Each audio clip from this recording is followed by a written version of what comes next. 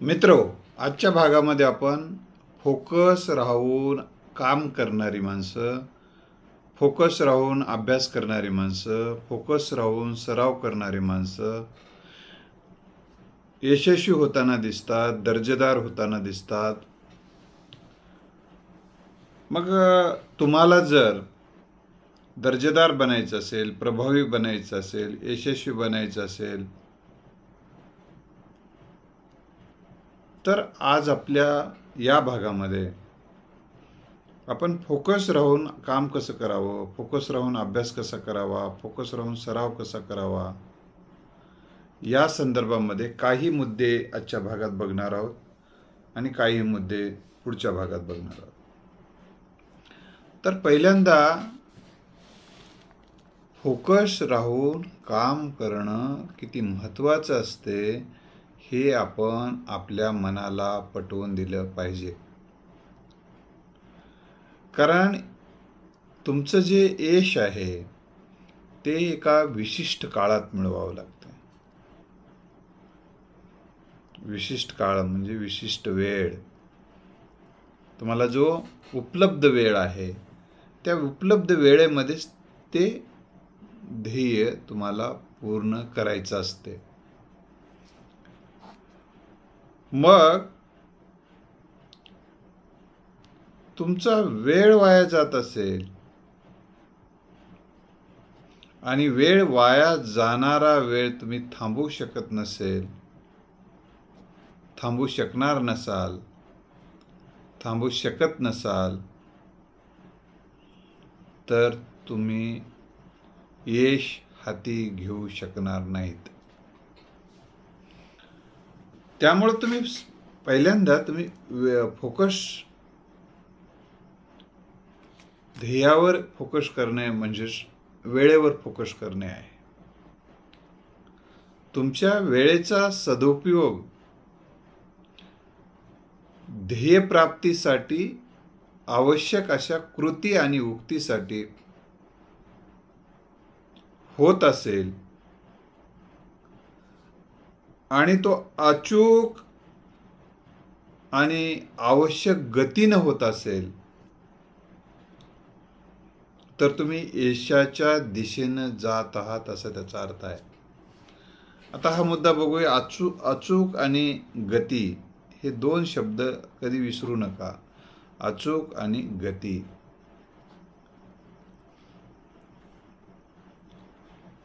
Speed and accurate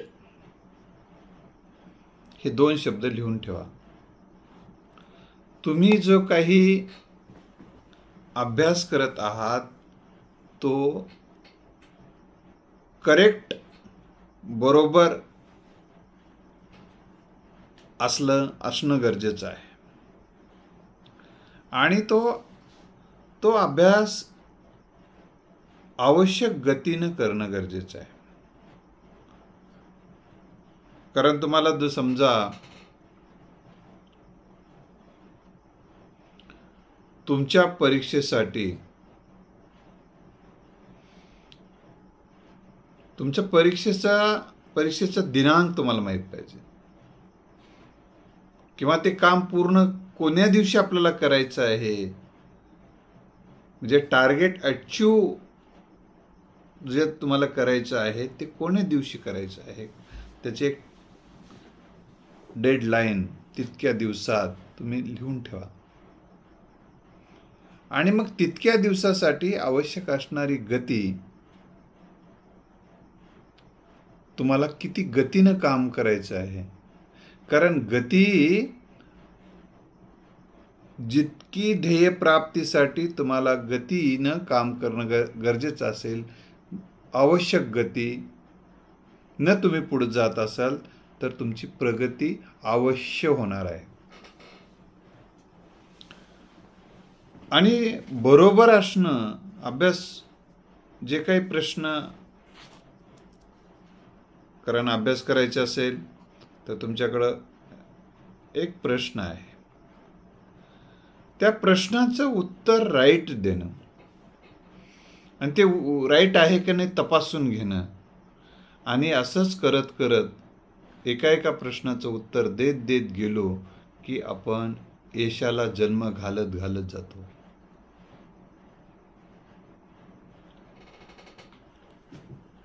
आता प्रश्न आहे, तुम्हाला जर फोकस व्हायचं असेल तर स्वतःचा पहिल्यांदा अभ्यास करा. सुरुवात स्वतःपासून करूया. कारण आपण साधनं यशासाठी साधनं लागतात हे पहिल्यांदा तपासून घ्या. त्यानंतर लागते साधना आणि मग होते साध्य. हे 3 शब्द लक्षात ठेवा. कोणकोणते? साधनं, साधना आणि साध्य. आता साधनं काय आहे तुमचे? आपण काय म्हणतो पहिल्यांदा, आता विद्यार्थ्यासाठी असेल तर ग्रंथ हे एक साधन आहे. त्यानंतर वही, नोटबुक हे दुसरं साधन आहे. पेन हे साधन आहे. टेबल, खुर्ची नसेल तरी खाली बसूनही अभ्यास करता येते. असे हे जे काही साधनं आहेत, पहिल्यांदा तुम्ही फोकस व्हायचं असेल तर तुमच्याकडे जी काही आवश्यक साधनं पाहिजे. युद्ध करायचं असेल तर हातामध्ये शस्त्रच नाही तर युद्ध कसं करणार आहात? क्रिकेट खेळायचं असेल तर बॅट नाही, बॉल नाही, ग्राउंड नाही तर कसं करणार आहात? तर पहिल्यांदा तुम्हाला आवश्यक असणारे ध्येयप्राप्तीसाठी ची साधनं तुमच्याकडे असणं अतिशय गरजेची गोष्ट आहे. एकदा का ती साधनं, तर पूर्वतयारी हा घटक सांगतोय मी तुम्हाला. कारण कुठल्याही यशासाठी पूर्वतयारी हा अतिशय महत्त्वाचा घटक असतो. आता पूर्वतयारीमध्ये काय काय येतं तर हे साधनांचं संकलन येते.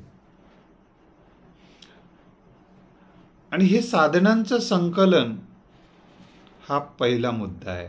आता साधनांचं संकलन करताना कोणती काळजी घेतली पाहिजे?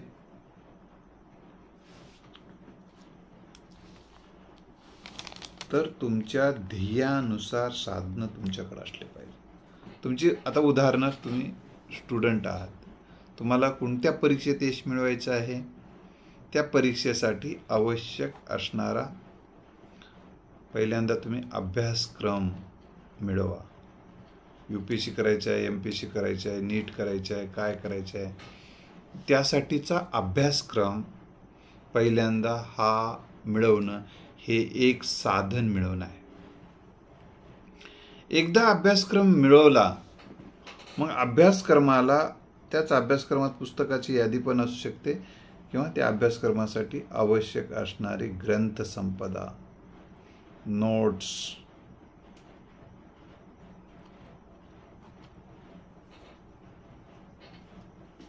आणि ग्रंथ घेतानाच देखील ते विशेषतः त्याच्या अनेक आवृत्त्या निघालेला असावा. तो शासनाने प्रकाशित केलेला जर असेल अभ्यास मंडळाने तो अधिक चांगला राहील. कारण तो विश्वसनीय असला पाहिजे ग्रंथ. नोट सुद्धा तसेच. हे सगळे अभ्यासक्रम आणि अभ्यासक्रमासाठी आवश्यक ग्रंथचं संकलन तुमच्याकडे असणं गरजेचं आहे. मी हे तुम्हाला यशाचा जन्म घालण्यासाठी एक एक घटक सांगतोय. अतिशय शांततेनं हे सगळं समजून घ्यायचंय तुम्हाला. मग हे आता तुम्ही अभ्यासक्रम मिळवलेला आहे, ग्रंथ मिळवलेले आहेत,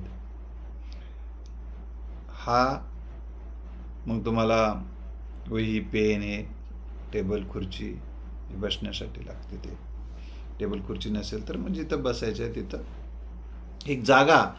कारण साधनं एकदा मिळवल्यानंतर साधना करण्यासाठी एक जागा लागते.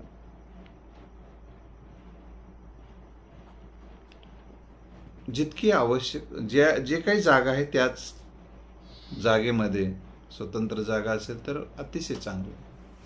पण जे काही आहे त्यात आपल्याला पुढे जायचं असते. लक्षात ठेवा, आहे त्यातून आपल्याला मार्ग काढायचा आहे. मग डॉक्टर बाबासाहेब आंबेडकरांना सुद्धा काही स्वतंत्र अभ्यासाच्या रूम उपलब्ध नव्हत्या सुरुवातीच्या काळामध्ये, तरी पण त्यांनी आहे त्याच कुटुंबामध्ये आपल्याच आईवडिलांसोबत, आई फार दिवस मिळाली नाही त्यांना, जे काही कुटुंबातली सदस्य होते त्यांच्यासोबत काही दिवस त्यांना काम करायला लागले, अभ्यास करावा लागलेला आहे. अडचण होती, ते सगळं अडचणीवर मात करणं हा यशाचा भाग असतो, हे लक्षात ठेवा. संकटावर मात करणं यशाचा भाग असतो, एक लक्षात ठेवा. अभ्यास न करण्याला किंवा अभ्यास करताना अनेक अडथळे येतात, ही जागेची सुद्धा एक अडचण असू शकते थोडी. तर यावर मात करणं म्हणजे यशासाठी आवश्यक असते. जागा एकदा ती नक्की करा. आता साधना करण्यासाठी ह्या सगळ्या जागा उपलब्ध आहेत, ग्रंथ उपलब्ध आहेत, अभ्यासक्रम उपलब्ध आहेत. तर अभ्यासक्रमाबरोबरच तुमची प्रश्नपत्रिका, अभ्यासक्रमातच प्रश्नपत्रिका आणि प्रश्नपत्रिकेचं स्वरूप हे तपासलं पाहिजे. आणि एकूण किती मार्काची तयारी करायची आहे, म्हणजे किती काम करायचं आहे. कारण तो मुलगा मला 2026ला त्याला नीट एक्झाम द्यायची आहे. तो होता माझ्याकडे आला होता. सध्या तो 2026ची त्याला नीट एक्झाम सक्सेस व्हायचं आहे. आणि तो आता काही दिवसात अभ्यासाला नीट एक्झामसाठी तो तयारी करतच आहे.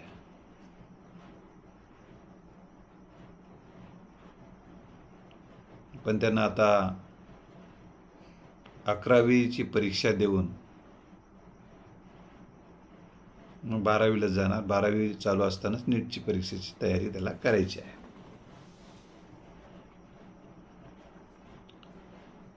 तर मी त्याला प्रश्न विचारला की तुझ्याकडे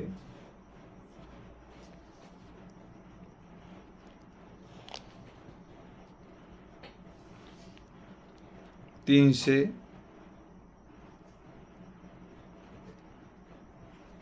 720 मार्काची तुला तयारी करायची आहे. तुझ्याकडे दिवस किती असणार आहेत आतापासून? समजा परीक्षा वगैरे सगळं संपला तर परीक्षेचा 11वीचा अभ्यास सुद्धा नीटचाच अभ्यास असतो. कारण मी जेव्हा MAचा अभ्यास करायचो, माझं MA मराठी, तेव्हाच नेट एक्झाम, जसं नीट एक्झाम आहे तसेच एक नेट एक्झाम, भारतामध्ये जे टॉप 10 एक्झाम आहे त्याच्यामध्ये एक नीट एक्झाम एक आहे. जसे नीट एक्झाम आहे वैद्यकीय परीक्षेसाठी, GA आहे इंजिनिअरिंगसाठी, तसं प्राध्यापक होण्यासाठी नेट एक्झाम आहे. तर ही नेट एक्झामसुद्धा भारतातील टॉप 10 एक्झाममधलीच एक एक्झाम आहे. तर मी तुम्हाला सांगत होतो त्याचा 720 मार्काची तयारी करायची आहे तुला. कारण टार्गेट काय आहे आपल्याला माहीत असणं पाहिजे. फोकस होण्यासाठी कशावर फोकस व्हायचं आहे, तर तुमचे टार्गेट तुम्हाला तो अचीव करण्यासाठी तुम्हाला अभ्यासावर फोकस करायचा आहे. फक्त तेवढ्यावर तेच बघत बसल्यानंतर तुम्ही मला 720 मार्काची तयारी करायची आहे एवढंच बघत बसून जमणार नाही. ते झालं तुमचं टार्गेट, आणि टार्गेट अचीव करण्यासाठी झाला अभ्यास. आता 720 मार्काची तयारी करायची आहे.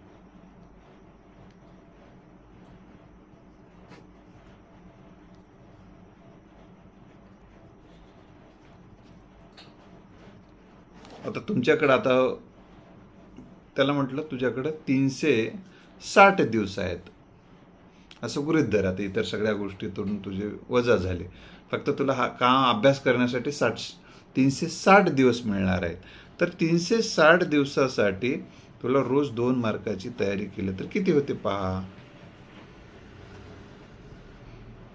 तर 360 मार्कामध्ये 2 मार्काची जरी तयारी केलास तर 720 मार्काची तयारी होते. संध्याकाळी दिवस मावळल्यानंतर 1 मार्काची आणि दिवस उगवल्यानंतर 1 मार्काची जरी तयारी झाली तुझी तर तू जीवनामध्ये यशस्वी होतोस. इतक्यावरच तुझं रोजचं काम काय, म्हणजे रोज किती काम करायचं आहे, म्हणजे ते यश आहे ज्याला माहीत राहते ते त्या माणसाचा आत्मविश्वास वाढतो. रोज 2 मार्काची तयारी करणं हे तुमचं जर रोजचं टार्गेट असेल तर तुम्ही 360 दिवसामध्ये 720 मार्काची तयारी तुमची होणार, हे सक्सेस आहे. त्यामुळं जास्त ताण न घेता आपलं रोजचं काम रोज व्हायला की नाही एवढं पाहून ते झालं, त्याच्यामध्ये जे समाधान म्हणतात, फ्रेश होतात, ते माणसं गाढ झोपतात, त्यांचं आरोग्य उत्तम राहते. आता ह्यासाठी जसं पुस्तकांचा अभ्यास करणं गरजेचं आहे फोकस राहून यशस्वी होण्यासाठी, तसं आपल्याला ग्रंथ साधना हा एक भाग आहे. मग नोट्स वाचत असेल, काही व्हिडिओ ऐकणं असेल अभ्यासाचे, तो अभ्यासाचे एक लेक्चर सर शिकवत असते ते ऐकणं असेल, हे ऐकणं हा एक भाग आहे. वाचणं हा दुसरा भाग आहे, मार्ग आहे. तो वाचणे अभ्यासाचे एक मार्ग आहे. वाचणे, ऐकणे, लिहिणे, आठवणे, हे सगळ्या अभ्यासाचे हे मेथड तुम्ही वापरा. एक काय करायचं, ऐकणे, ऐकताना मन लावून ऐकणे, फोकस, त्यावेळी दुसरं काय ऐकायचं नाही, फक्त अभ्यासामध्ये ऐकणं हा एक मार्ग. त्यानंतर वाचन करणं, ते मन लावून वाचन करणं. आता वाचत असताना तुमचं मन लागायचं असेल तर काय करायचं, याच्यावर तुम्हाला एक उदाहरण सांगतो. तुम्ही काय करायचं, त्या प्रकरणावर एक प्रकरण तुम्हाला आता वाचायचं आहे, सुरुवात करायचं आहे. उदाहरणार्थ व्हिटॅमिन्स किंवा कोणताही एखादा विषय घेऊ शकता. तर यावर कोणकोणते प्रश्न विचारले गेलेले आहेत परीक्षेत ते अगोदर लिहून काढा. ही माझी अभ्यासाची एक मेथड होती म्हणून मी तुम्हाला सांगतो. आणि त्या दृष्टिकोनातून कोणकोणते प्रश्न विचारलेले आहेत हे लक्षात ठेवा. आणि वाचत असताना एखादा मुद्दा वाचल्यानंतर यावर प्रश्न जर विचारला तर काय उत्तर आहे ते स्वतःला विचारा. ते एक पॅरेग्राफ झाल्यानंतर, आणि तशा स्वरूपाचा काही प्रश्न विचारले का बघा, आणि मग त्याचं उत्तर तुम्हाला देता येते का. ते पॅरेग्राफ वाचलात आता तर ते तपासून पहा, आणि उत्तर देता येत असेल आणि एखादा मुद्दा राहिला असेल तर पुन्हा बघा आणि मग पुढचा पॅरेग्राफ वाचा. किंवा अगोदर तुम्ही असंही करू शकता, एकदा सविस्तर पूर्ण वाचून घेऊ शकता एक प्रकरण. त्यानंतर मग त्यावर कोणते प्रश्न विचारले त्याचा शोध त्याच प्रकरणावर परत घ्यायचं. मला ह्या प्रश्नाचं उत्तर येते का, ह्या प्रश्नाचं उत्तर येते का, मग त्याचा शोध घ्यायचा. आणि मग त्या सगळ्या प्रश्नांची उत्तरे त्या प्रकरणावरची तुम्ही हाताने जर लिहून काढली तर तुम्हाला सांगतो ते अभ्यास पक्का व्हायला मदत होते. लिहून काढणे, लिखाण हा एक अभ्यासाचा भाग आहे. लिखाणातून सराव चांगला होतो. लिहून काढणे, मग ते वाचणे, वाचताना ते जोरात वाचला तर ऐका, किंवा त्याचे व्हिडिओ बनवू शकता तुम्ही, किंवा ऑडिओ बनवू शकता ऐकण्यासाठी. तुम्ही तोंडानं वाचायला तर ते ऐकण्यापेक्षा पहिल्यांदा ते ऑडिओ करून ठेवा. आणि जेव्हा, कारण वाचताना मन थकतं ना, डोळे थकतात, असं 1 तास वाचल्यानंतर थोडा वेळ 5-10 मिनटं तुम्ही जे रेकॉर्ड करून ठेवलेले किंवा रेकॉर्ड उपलब्ध असतील तर एका वाचतानाच कंटिन्यू 4-4 तास वाचत नका. प्रत्येक तासानंतर 2 मिनिटाचा कसेना ब्रेक घ्या. त्यावेळेस तुम्ही डोळे बंद करा, स्वस्थ राहा, श्वासावर फक्त लक्ष केंद्रित करा थोडा वेळ, परत अभ्यासाला लागा. कारण कारण मनाला न थकू देता, डोळ्याला न, शरीर आणि मन दोन्ही थकता कामा नये. त्यासाठी त्याला न थकायचं असेल तुमचं मन, तर त्याला थोडी थोडी विश्रांती देत चला. मग 2 मिनिटाची विश्रांती, त्यानंतर 5 मिनिटाची किंवा 2 मिनिटाची विश्रांती द्यायचं परत. मग ते अजून उत्साहानं तुम्ही जास्त वेळ अभ्यास करू शकता. वाचन, लेखन आणि स्मरण हा एक मुद्दा मांडायचा. स्मरण करायचं म्हणजे रोज आठवून पाहण्याची सवय. मग परीक्षेत सहज आठवतं, परीक्षेतच आठवतो मी, असं जर तुमचा विचार असेल तर तुम्हाला यश मिळण्याला अवघड जाऊ शकते. तर पहिलं रोज आठवण्याचा सराव. तुम्ही जे काय साठवलंय ते आठवा. आणि साठवलं जात आहे की नाही ते पहा. साठवणं, आठवणं, आधी साठवणं म्हणजे वाचणं, ऐकणं, लिहिणं, याच्यातून ते काय अभ्यास तुमच्या मनामध्ये साठवला जातो. साठवला जातो की नाही ते पहा. आणि मग साठवला जातो की नाही ते पाहणं म्हणजेच आठवणं. त्यात नंतर ते लिहून पाहणं, आठवतं का नाही ते, म्हणजे प्रश्नपत्रिका सोडून पाहणं. ही जी मेथड आहे हो अध्ययनाचा भाग. तर आता स्वअध्ययन काय करायचं?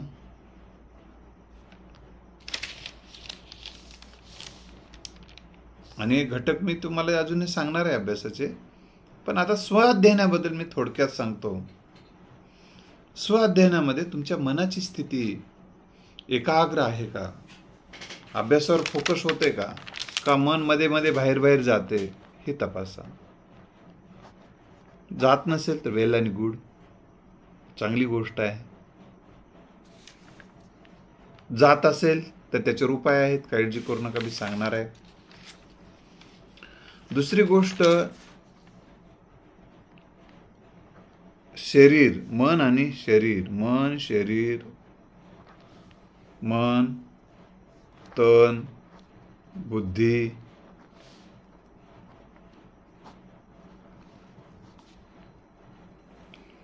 चित्त, ह्या घटकाचा तुम्ही अभ्यास करा थोडा. चित्तामध्ये काय जे तुम्ही वाचता ना ते सगळं साठवलं जातं. आणि जे साठवलं जातं त्याच्यावरच चित्त एकाग्र होते. एखादी पोरगी साठवली तुमच्या चित्तात तर त्या पोरीवर तुमचं लक्ष केंद्रित होतं. तर अभ्यासच साठवला असता तर अभ्यासावर लक्ष केंद्रित होतं.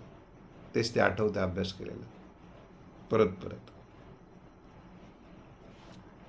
म्हणून हे चित्त हे साठवण्याचं तुमचं स्टोर हाऊस आहे असं समजा. स्टोअरमध्ये जे आहे ना ते बाहेर येत राहतं. म्हणून तुम्ही स्टोअर काय करायचं ते तुम्ही ठरवा. म्हणून चित्तामध्ये काही जर ते नको तर गेलेलं असेल तर त्याच्यातून तुम्हाला एक मार्ग सांगतो. चित्त वेगवेगळीकडे विचलित होत असेल तर ते नको ते घटक गेले किंवा ते नको ते घटक आपल्या चित्तात जेव्हा जाऊन बसतात तेव्हा आपलं मन विचलित होत असतं. कारण आपल्याला किती अभ्यास कर रे म्हटलं तर काय होतं की तुमच्या चित्तामध्ये एखाद्या प्रतिमा आहेत, घटना आहेत, प्रसंग आहेत, ते जे घट्ट बसलेले असते ते तुम्हाला आठवून परेशान करतात. व्यक्ती, घटना, प्रसंग, त्याचबरोबर विविध भावना, भय, होईल की नाही यशस्वी, हे तुम्हाला विचलित करत असतात. यावर जर तुम्हाला त्यासाठी स्वअध्ययन हा घटक मी तुम्हाला यासाठी सांगतोय. तर तुम्ही काय करायला पाहिजे? ध्यानाचा अभ्यास. आता ध्यानाचा अभ्यास करत असताना किंवा डायरेक्ट ध्यानावर बसतात बरेच जण, तर त्या ध्यानाच्या अगोदर तुम्हाला काही पायऱ्या मी सांगणार आहे. आता डिटेल अष्टांग योग बद्दल मी माझ्या मागच्या मागे व्हिडिओ केलेले आहेत. अष्टांग योग तो पूर्णपणे तुम्ही अभ्यासून घ्या. तर काही एक पायऱ्या किमान मी आजच्या भागामध्ये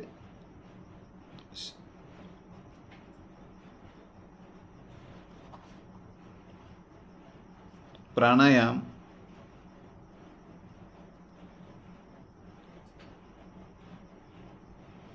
हा एक महत्त्वाचा घटक आहे.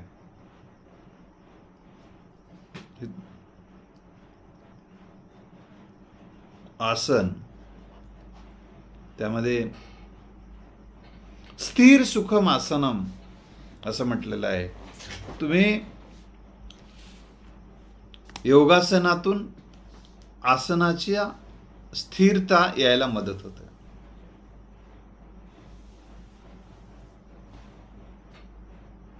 आपण जे स्थैर्य, ज्या कोणत्या स्थितीमध्ये आहोत तिथं स्थिर राहणं म्हणजे आसन साध्य होणं आहे. आणि मग योगासनाच्या अभ्यासातून हे स्थैर्य, आसनामधलं स्थैर्य प्राप्त होतं. ते योगी वेगवेगळे आसन आपण ते करू शकता. आसनाची व्याख्या करताना पतंजली ऋषीने सांगितलेलं आहे, स्थिर सुखम आसनम. ज्या स्थितीत तुम्ही आहात त्यामध्ये तुम्ही स्थिर सुखकारक वाटत असेल तर तुम्हाला आसन साध्य होत आहे असा त्याचा अर्थ आहे. त्यानंतर प्राणायामाबद्दल मी तुम्हाला थोडक्यात सांगेल. आपल्याला जसं पाण्याची आवश्यकता आहे तशी ऑक्सिजनची आवश्यकता आहे. पाणी जसे आपल्याला ऊर्जा देते आणि आपल्याला जिवंत ठेवते, तशा पद्धतीनं प्राणायामाच्या अभ्यासामुळे आपली एकाग्रता वाढते, प्राणा लेवल वाढतो आणि तन आणि मन एकदम स्वस्थ राहायला मदत होते. कारण तन आणि मन स्वस्थ राहणं ध्येय प्राप्तीसाठी फार आवश्यक आहे. मध्येच तुम्ही आजारी पडत असाल, तनाकडे दुर्लक्ष करून मनाकडे दुर्लक्ष केल्यामुळे तुम्ही आजारी पडता. मग या मना आजारी पडू नये यासाठी जे शरीरासाठी काय घ्यावं शरीरात हे जसं महत्वाचं आहे तसं काय घेऊ नये हे सुद्धा महत्वाचं आहे. म्हणजे विद्यार्थ्यांचा आहार कसा असावा हे तुम्हाला हा एक वेगळा टॉपिक होऊ शकतो. थोडक्यात मी सांगेन, आपल्याला जे काही आहार घ्यायचा आहे तो आहार आपल्या भुकेपेक्षाही थोडा कमी घेतला पाहिजे. म्हणून मी माझ्या विद्यार्थी दशेत, आधी मी स्वतःला विद्यार्थी समजतो, पण जास्त झोप येऊ नये म्हणून मला जेव्हा 2 भाकरीची आवश्यकता असायची तेव्हा मी 1.5 किंवा 1.5 भाकरी खायचो. अर्धी भाकरी कमी, ज्यामुळे झोप येऊ नये. लवकर ज्या काही आपलं ठरलेलं आहे तितक्या वेळ. तर या निमित्तानं मी तुम्हाला सांगतो की ते जे आहार आहे, आहार जास्त तेलकट, जास्त मसालेदार आणि जड स्वरूपाचा नसावा. पोळीऐवजी भाकरी हे आहारामध्ये जास्त असावा. पालेभाज्या जास्त असाव्यात. वरण तुम्ही ज्या घेताना तो जास्त घ्यावा. कारण लिक्विड आहार, फळाचा आहार घेता आला आणि पालेभाज्या खाता आल्या ते अधिक. जड आहार कमीत कमी तुम्ही घ्यायचा. तर प्राणायामामध्ये सुद्धा त्यामुळे गती येते, शरीर चांगलं राहायला त्याचा उपयोग होतो. आहार सुद्धा अतिशय महत्त्वाचा घटक आहे. कारण यशस्वी होण्यासाठी यशाचं एक मोठं शास्त्र आहे. ह्या शास्त्राचे अनेक घटक आहेत. ते सगळे घटक, एखादा कारखाना उभा करायचा आहे तर अनेक घटक तिथं असं लागतात. तसे यश उभं करायचं आहे आपल्याला तर अनेक घटकांचं कडे लक्ष द्यावं लागतं. प्राणायामामध्ये काय आहे, फक्त श्वास घेणं पहिला मुद्दा. हळूवार डोळे बंद करा. फक्त जास्त प्राणायामाचं समजा तुम्हाला फार अभ्यास करायला वेळ नसेल तर एक सर्वसाधारणपणे सांगतो की तुम्ही असं ताठ बसायचं, हळूवार डोळे बंद करा आणि लक्षात घ्या कॅपॅसिटीनुसार आपला अभ्यास आपण वाढवत नेला पाहिजे. तर कसा, मी तुम्हाला उदाहरण सांगतो.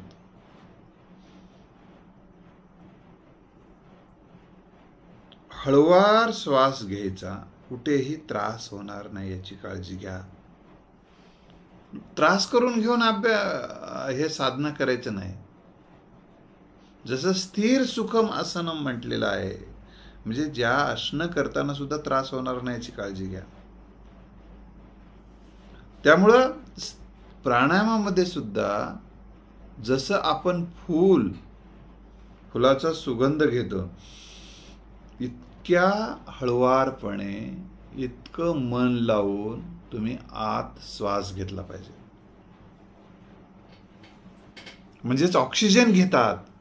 आणि ऑक्सिजन घेणं म्हणजे शिवाजीराव भोसले, प्राचार्य शिवाजीराव भोसले सरांनी सांगितलेलं आहे. आपण सकाळच्या प्रहरी म्हणजे पहाटे आपण ऑक्सिजन आत घेणं म्हणजे आपल्या शरीरात, आपल्या मनामध्ये अमृताचे कुंभ रिचवणं आहे, असं म्हटलं, टाकणं आहे. थोडक्यात अतिशय महत्त्वाचं आहे, हे लक्षात ठेवा. हळुवार घ्यायचं. हळुवार घेणं झालं, आता आपण घेऊ शकत नाही असं लक्षात येते, तेव्हा थांबायचं. हळुवार जितकं, आता घेतलेला श्वास आहे, जितकं शक्य आहे तेवढं थांबवायचं.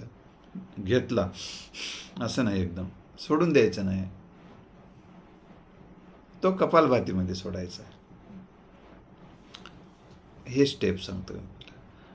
हळुवार पुन्हा जसं उताराला आपण सायकल करताना जसा हळुवार नेतो, तसा हळुवार सोडायचा. त्यानंतर सोडल्यानंतर, आता सोडणं झालं तर तसाच बाहेर थोडा वेळ थांबवायचा. म्हणजे थोडा वेळ घ्यायचा नाही श्वास. घ्यायचा नाही श्वास म्हणजे काय, जर आपल्याला आवश्यकता वाटते, मग आता घ्यायला पाहिजे, तेव्हा घेऊन टाकायचं. ही जी प्रक्रिया आहे, हे असं करणं म्हणजे प्राणायाम करणं आहे. त्यानंतर त्याच्या प्राणायामाचे वेगवेगळे प्रकार आहे. कपालभातीमध्ये फक्त श्वास बाहेर फेकणं असतं, तिथं जाणीवपूर्वक घ्यायचं नाही, आपोआप घेतला जातो श्वास, असं नाही. फक्त सोडतानाचा आवाज आहे, घेतानाचा आवाज नाही. घेणं हे नॅचरल चाललंय. कपालभातीमध्ये घेणं ही प्रक्रिया नॅचरल असावी, ती प्रयत्नाने घ्यायचं नाही, पण सोडताना मात्र प्रयत्नपूर्वक सोडायचा.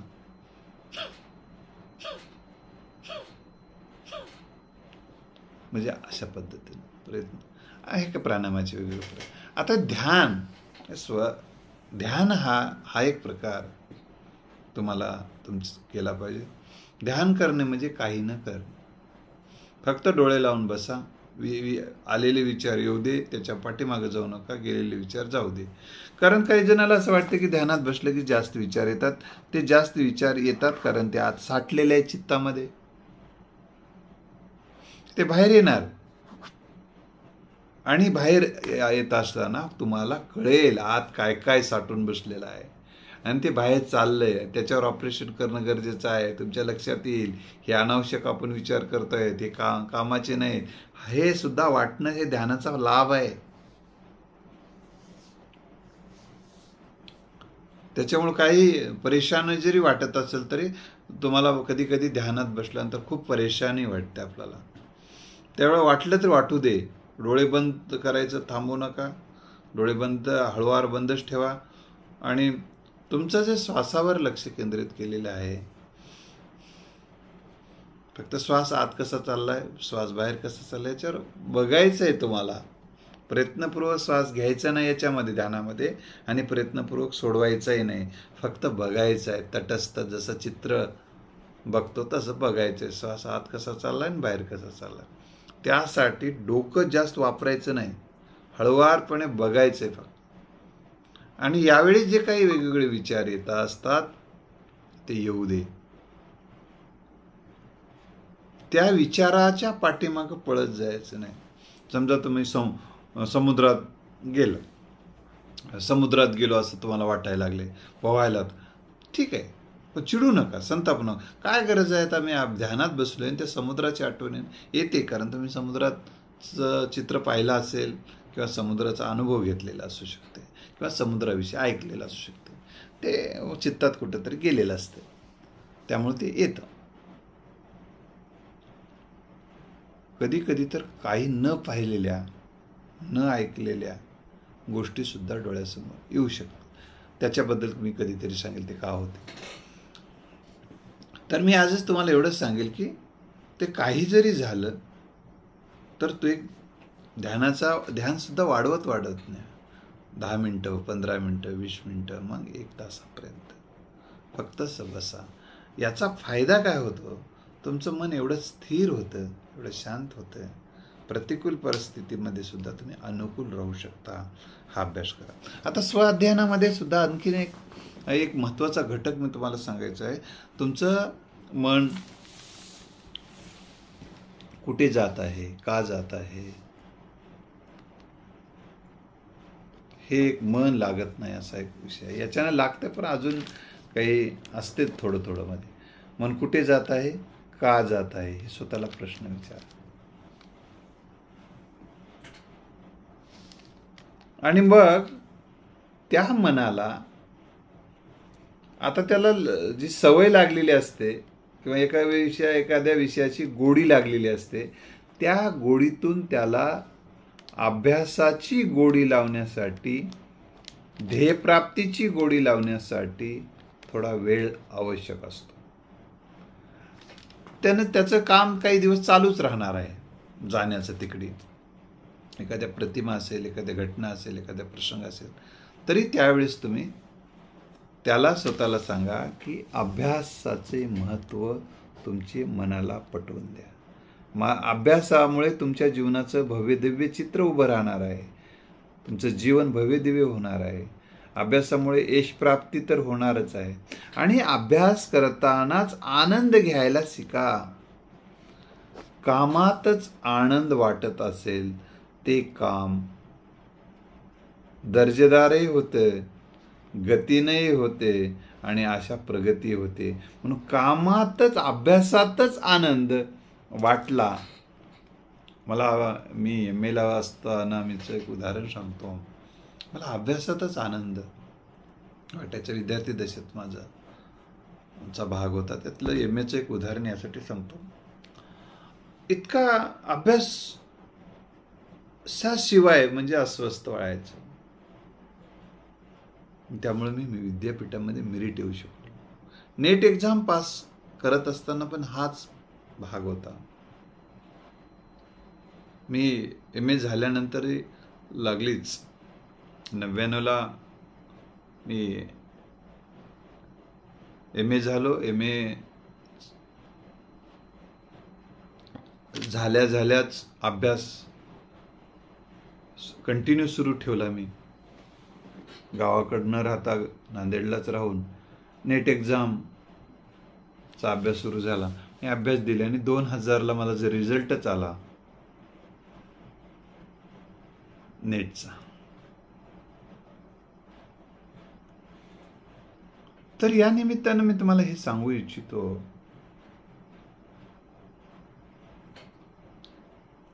की तुमचा फोकस जे आहे, ज्यांनी फोकस ठेवून ते स्वतःला सांगा. तुम्ही जीवनामध्ये ज्यांना यशस्वी व्हायचं आहे त्यांनी फोकस राहणं किती आवश्यक आहे मनाला सांगा. आणि काही उदाहरण समजून सांगालो तुमच्या मनाला. छत्रपती शिवाजी महाराज स्वराज्यावर फोकस होते, स्वराज्य प्राप्तीसाठीच जी त्यांची कृती आणि युक्ती राहत आलेली आहे. त्यामुळं शिवाजी महाराज म्हटल्याबरोबर छत्रपती शिवाजी महाराज म्हणले की स्वराज्य शब्द आठवतो आणि स्वराज्य हा शब्द उच्चारल्याबरोबर छत्रपती शिवाजी महाराज आठवतात. ही गोष्ट आपल्याला लक्षात ठेवली पाहिजे. त्यामुळे ते एका गोष्टीवर फोकस ठेवा. जे जे महापुरुष झालेले आहेत, कोणी सेवेवर फोकस केलं, कोणी कुठल्या विषयावर फोकस केलेला आहे. तर एक उदाहरण ठीक आहे, बाकीचे उदाहरण आपल्याला पुन्हा सांगता येतील.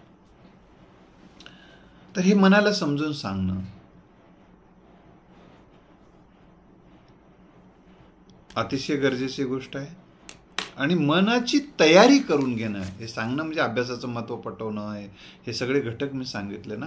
शेवटी मनाची तयारी करणं आणि तनाची तयारी करणं. बसण्यासाठी सुद्धा तुम्ही व्यायाम वगैरे केला ना, व्यायाम, प्राणायाम, साधना, योग साधना, हे सगळं जे मी सांगत होतो, तर ह्या सगळ्या गोष्टी तन आणि मन ज्याचं दृष्ट असते, छान असते, ते माणसं यशस्वी होतात.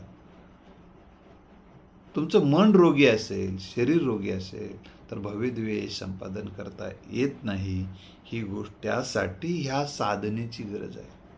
योग साधना, प्राणायाम, ध्यान, धारणा, आणि ह्या फिरायला जाण्याचा थोडा वेळ, योग्य आहार, या सगळ्या गोष्टीकडे तुम्ही लक्ष केंद्रित करा. फोकस राहून अभ्यास करणं तसं गरजेचं आहे. आणि त्यासाठी तुम्हाला फोकस राहण्यामध्ये कोणकोणते अडथळे येत आहेत, त्या अडथळ्यावर कशी मात करायची, हे पुढच्या भागामध्ये बघू.